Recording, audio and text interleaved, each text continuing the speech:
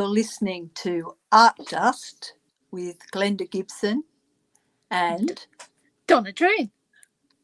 And what are we talking about, Donna? We are talking about our travelling kit, stuff we take out and about in our kit bags or in our handbag.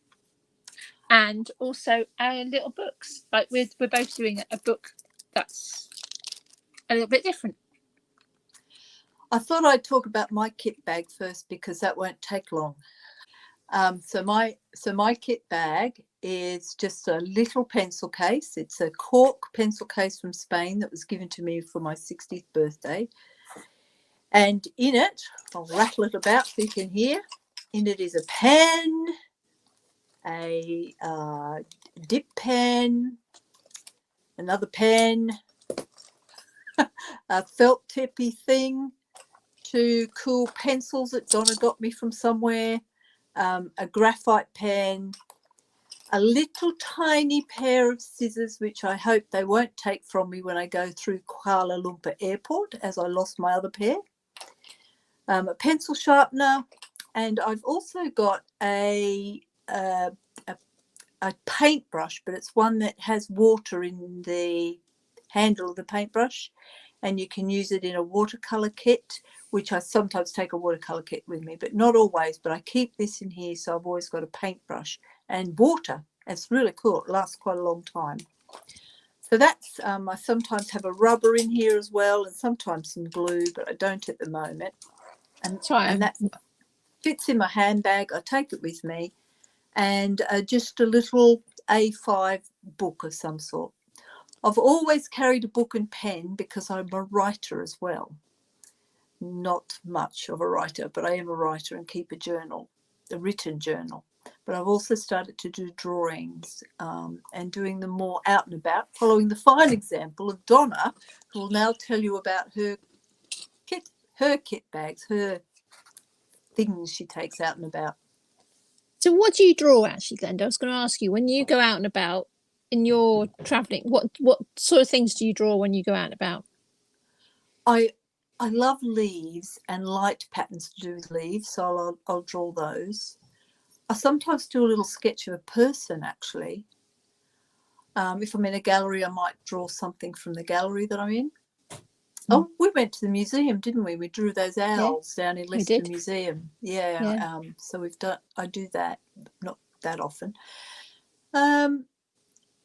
I sometimes get the whole vista, like a landscape. I'm fascinated by the lines in landscapes, and I keep those as well. Or I'll just draw patterns and nothing. Yeah, that sort of thing. What about you? What do I draw? When I go out and about, I tend to draw. At the moment, I've been drawing a lot of grass, and then the flowers in the grass. So lots of buttercups and lots of like little dashes and circles. And I stood on a bridge in the middle of the village the other day, and I drew the elderflower because it was just. But it looks like it's hovering. It doesn't look like it's being held by anything because of the way the shadows were hitting it. So there was just these white circles against the dark reflective water, which was very lovely. But yeah, that's what I've been drawing recently. But I've been I decided this week randomly for me to take less kit, and I just took charcoal and I just drew charcoal stuff. But normally I have a whole kit, and I've spent ages curating my kit. So I have 2 pencil cases. So I've spent a long time working out what it is that I take when I go out and about. Because I went through a phase of taking oil pastels, but they're like, you have to hold them all apart because they're Sennelier ones and they're really beautifully soft. They're like working with butter, but they get like really hot in the sun and they get a bit melty. So I thought, no, they're a bit not practical. So I made a decision. So I have this roll, and I have in it a selection of woodies, which are these amazing chubby pencils, which are really soft to work with. I have a couple of the water brushes, and I have a full rainbow. Yeah. And then I have. So that's a canvas roll, isn't it? Yeah. Just for people listening, canvas roll. Yeah. Yeah, and then I have I have a couple of Chinese paintbrushes, another water brush, and I have a cola pen and some graphite pencils. Oh, and I have this little bottle of water. Now, this was a sweetie my son had, but I thought, oh, that's great. I can spray my watercolor paint, and then I just take a small, so it gets it wet, so I don't use the water from my brushes. So I just spray that, which is fab. That's a really great little pickup. It's one of those squirt in your mouth sweets, is it? Yeah, and you've kept the bottle. All right. Yeah, and it's just really handy because it comes with a really nice little. So I have a kitten, and he has decided to join in. I also have because I go out in all weathers. If I get this out my thing, I have a clip to hold my pages on my sketchbook shut because I like to go out when it's snowing and windy and rain. Yeah. So yeah, this is where we're different. I'll go out in all weathers. I don't mind. I just wear a thicker coat and a woollier hat. I don't like being cold, but I will stand there. But I did have a session where my paint froze in my palette, and I was like, that's interesting. And then I have another pencil case. And in here, I have a set of graphite pencils and some graphite sticks. I have watercolors, which I've created the palette. So the palette is, I spent ages went through all my watercolor paint because I have loads. And I went through it all. And then I went, well, these are the colours I use the most. These are the colours I love. So, yeah, I've done that. That was quite a fun little process to do. And then I have a very old-fashioned little water pot, which I put ink in. So when I'm going to draw with ink, so there's ink in here, some Indian ink, black Indian ink. Is that brass, Donna? A little brass pot with? I think it's stainless steel, but the inside, right. the inside's brass. So yeah, this very cute little thing. You just clip it on. It's very old-fashioned, but yeah, I like it. But yeah, that's what I take out and about in my kit. And I have a little tiny sketchbook. At the moment, my sketchbook is actually the smallest sketchbook I think I've used in a long time. It's just a little square Sea White one. Sea White makes some really lovely sketchbooks. And they've actually started to make some out of recycled coffee cups. So you can get ones made out of recycled coffee cup paper, which is interesting. I have used Two Rivers as well, which is from Somerset, which is handmade paper, and it's really luscious and it's really thick and got a decor edge. It's wonderful, but this is much cheaper.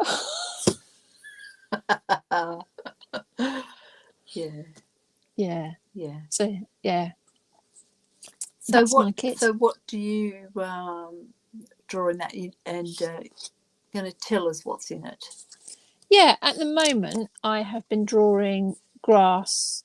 Actually, I pinched an idea from Karen Stemper. She did these drawings of her drive to France, and she sat in the car, at the passenger side of the car, and she was drawing all the road signs. And she made these really interesting, it was almost like a collage drawing.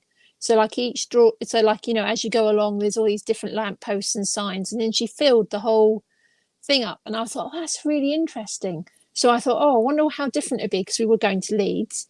And so I sat in the car drawing different road signs and the bollards and the barriers and the things that go overhead and the wind turbines and, an interesting shaped tree. And it was this really weird kind of curated image of a road, and there was cars.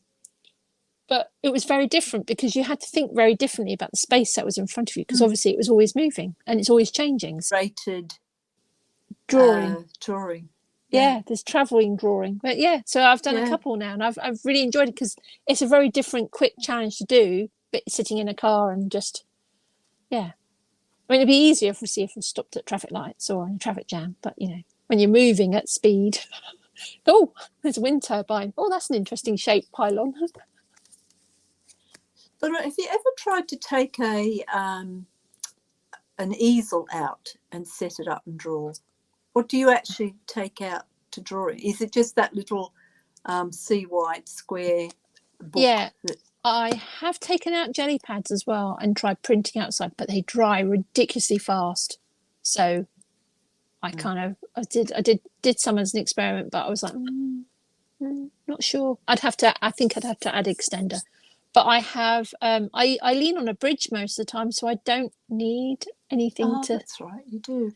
So yeah, but I have got a rucksack with like a stool that you open out, so you can sit on it, and you can put all your art kit in the rucksack, which I actually find really, really useful because I can overload it with 10 ton of stuff. Then to take out loads, I can take out flasks and a picnic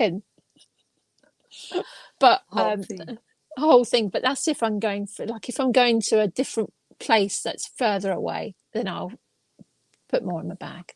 But I tend to in the village just have a small bag. But I have got a travelling easel, but I've never used it. You'd be really proud of me. I went outside to draw. So what I did is I took my canvas out with my pencil, and I walked past all my flowers and I drew straight onto the canvas. It's that one. That one. Yay! It's actually sideways because that's where the string is, and it's wet. It's an oil painting. It's drying. But I took it outside, the actual canvas outside, drew my flowers, came back in. It was hot yesterday. I wasn't going to stay out. Came back in and painted inside. And I got some of the colours wrong slightly, but that's all right. It was fun. It was a quick wet painting. But the colours I went outside and drew it. Well done. But the colours are so different. If you take a photograph and you're working from a photograph, it's like the colours are so different. Whereas if you go out and you take your kit out and then you're drawing those colours, the colours are far more vibrant. Even English grey sky, it's still really different. I did 100 days in 2019 of drawing just at the change of light at dusk. And that was really interesting because you could, in all weathers, I didn't realise quite to the extent that weather really changed the light and how it really changed the light on leaves. And the variety of colours I got, you could see what the weather was all the way through. That was really interesting, just as an academic study of, this was the weather for 3 months. Well, so this year I did the 100-day things, writing about my artwork. So I wrote about 100 pieces of my artwork that I've done over the years for that. And I was kind of glad it had finished because it's a lot of work. But I was able to be quite disciplined. I quite like the idea. And so I started a little sketchbook. My friend Diane came back from India with a couple of sketchbooks for me. And so I did a very teachery thing because I have a teaching background, and I masked it off. I masked off a little page so it had a nice white edge. And I just did a little painting for somebody while I was praying for them. It only takes about 10 minutes or so. And that was day 1. And then I did day 2 and day 3. And I think I'm up to, I'm up to 47 or something now. Wow. Nearly finished the whole book. So I've prayed for that many people. And I've done these little paintings each day. And what's interesting is I'm partly responding to the person I'm praying for, so the colours they like. And also when I'm praying, I'm thinking about what I'm praying about. And sometimes that makes me choose a particular material. Quite often I'm going, I haven't tried that. I want to have a go at that. So I've done sort of scraping paint. I've seen it on Instagram and I wanted to do it. But it doesn't really sort of fit with my oil painting work. So these are all my other materials, my acrylics and my inks and woodies, which I love. I've got some new woodies, and I've picked up something from Australia, Joy with Colour. Let me check. It's called Life of Colour. Silk paint sticks, and it's an Australian product, very expensive to have posted over. But my daughter gave me some when I was in Australia. I really love them. And what's great about them is I can use them on my oil paintings and they dry really quickly. But I love using them in this little book as well. And got out my fluorescent paints and my metallic paints and all those things that you know you buy when you first start being an artist because they look so much fun but don't all necessarily work out when you're trying to do it. Oh, and I worked out how to do gold leaf as well, and I can do that onto an oil painting now. Good old Mod Podge has come to the rescue there. That's been really good. And also some printing. And I've been round to Donna's and created some leaf prints. Sorry, stencils. I don't mean prints. See, I'm not a printer. I get it all wrong.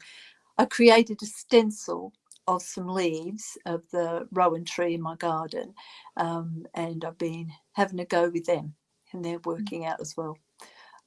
So that's I've really enjoyed that. It's a really nice way to start the day, gets you into being arty, and I go back and look at them throughout the day, the little pictures that I've done. And there's been some research that shows that if you spend 20 minutes in art, so by that I mean making something arty, or just looking at art for 20 minutes a day, it's like doing a 20-minute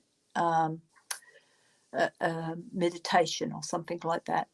You know, it's very good for you, for your body and your spirit, and it's just a great thing to do. So I get that in the beginning of the day, and somebody gets prayed for.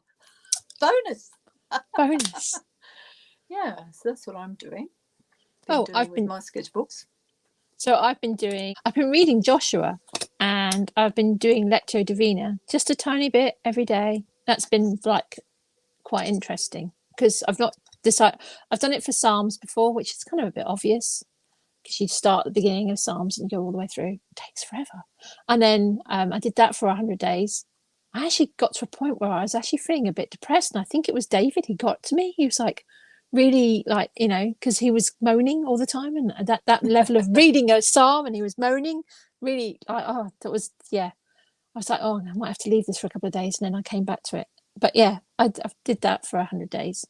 That was really interesting. I've done Song of Songs, but this I'm doing Joshua. I've not done an Old Testament, like an early the earlier ones, kind of calling the earlier ones because obviously, but it's interesting because it's after Leviticus and Deuteronomy, and they're still on the move, and they're still so they're coming to they've come to Israel, and there's all the battles, and there's like the 12 stones. So I've been reading a bit a day, but what I've decided to do, so I've sort of Lectio Divina is just an interesting process. So what I've been doing is I've been reading the Bible, reading a bit, and then when a bit hits me or sort of just something strikes me about that, I kind of go and just read to that bit and then stop, and then just read that bit and then go back and reread it, and then I do a sort of a drawn response. So this is a book that I use to clean my jelly pad. So at the end of, like, in between the prints when I've been changing colours and things, so the colours have come out of my jelly pad printing, and then they've made a really nice interesting texture to draw on. And so then I'm using my Cola pens and a little bit of collage. I'm going the wrong way. Just to kind of, so there's some interesting ones like the 12 stones, and just little bits. And sometimes I've written it and I've added in bits where, like, like I liked when they got to the wilderness of Zin, when they were doing at the moment I'm going through all the bits where they are dividing the land, and the bit that really struck me was the tribe that had no men, and God had said to Joshua, you must give out the land equally to those that have no men in their tribe. If there are only female descendants, you have to treat them equally. You mustn't. And it's the first time I'd actually noticed in the Old Testament that women were being treated equally. So I was like, oh, not noticed that before. So Oh, so there you go. I get a bit of Bible reading in every day, and a little bit of. That's what I'm doing every morning.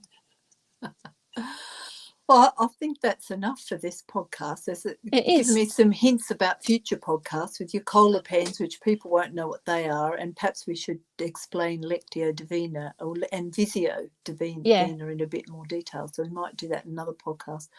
But we just want to finish off with what's coming up.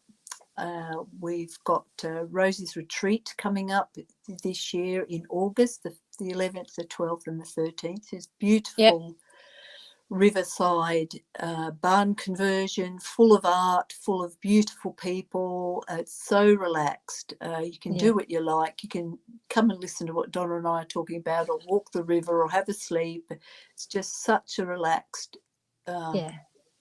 beautiful retreat, and we are refreshed each year when we go there and do that. So you're most welcome to contact Rosie and join us. You'll find information about that on This Beautiful Dust webpage. And also, and actually, if you do want information about this stuff, contact us, and we do have a mailing list that we mail out to occasionally, 2 or 3 times a year. We send out what we're doing on the mailing list. Now we're doing a podcast, it might be more often. So there's that. And coming up in August, when is it in August? Kingstock. The Kingstock is, the last Kingstock is going to happen on the 5th of August this year. So it's not a camping affair this year. It's just a one day. It's a great lineup. There's some really great bands playing.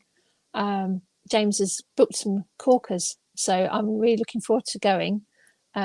Me and my husband are making a thing, a construction with moving parts. With moving parts and stuff. More.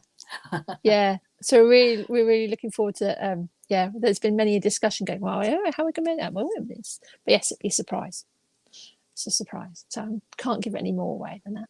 But that's the 5th of August. But you have to contact James Stevens or Pauline Stevens at kingstock.com, which is and it's Kingstock as in 2 words, Kingstock, so it's got 2 S's in the middle. Don't forget that, that's really important, 2 S's.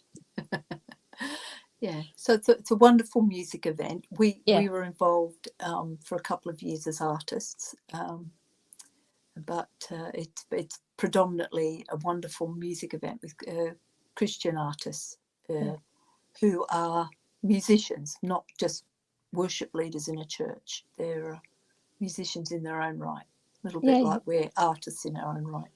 And some of them are some of them don't do worship in their church. They some of them are musicians. They are full-time musicians, and some of them are graphic designers by day and musicians by night. So all good stuff. All right, we'll catch up with you in the next podcast. Yes, we will. Thanks for joining us.